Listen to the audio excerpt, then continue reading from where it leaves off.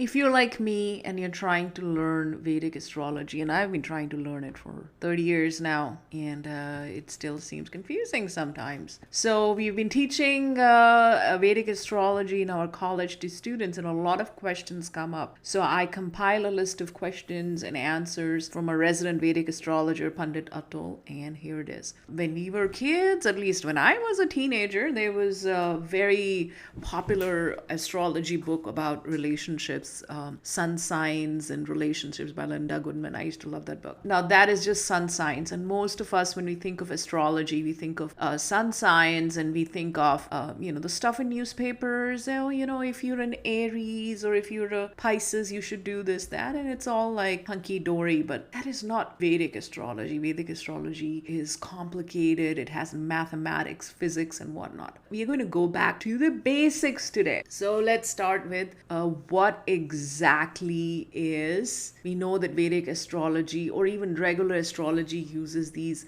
signs called Aries and Pisces and Capricorn and Leo and Virgo and whatnot. What exactly is that? These are called zodiac signs. So if you really want to understand what zodiac signs are, you need to know what ecliptic is. All right. So, in old times, in ancient times, the ancient people used to think that the sun goes around the earth. Because if you think about it, there is a trajectory of the sun from the sun rising. It seems to be when you're stand in your house all day, or if you have windows, in the morning, the sun seems to be rising from the east, and then it's slowly setting in the west. So it seems that the sun is moving when the sun is really not moving. It's imaginary, right? It is we who are moving, but it seems like the sun is moving. So this trajectory of the sun, this apparent path of the sun that seems to come from east to west, and the sun is moving around us. So it is from our perspective. We are the center of the universe from the astrology perspective,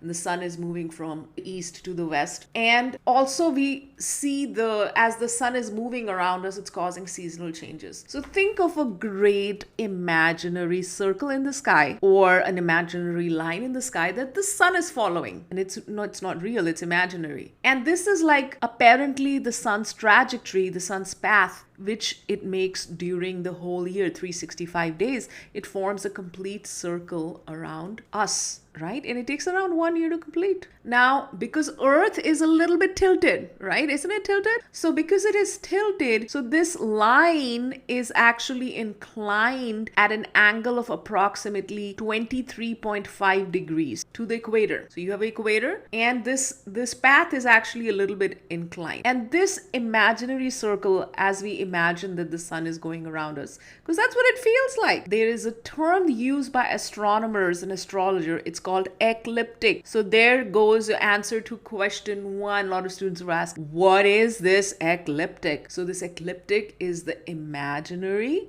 circle around the sky, which is tilted an angle of approximately 23 degrees to the equator. Woo! All right, that's done. So if we don't understand that, we cannot understand the zodiac signs.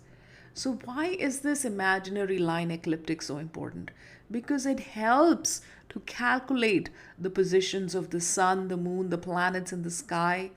And astrologers use it to determine the dates of solstices and equinoxes. We are already in November.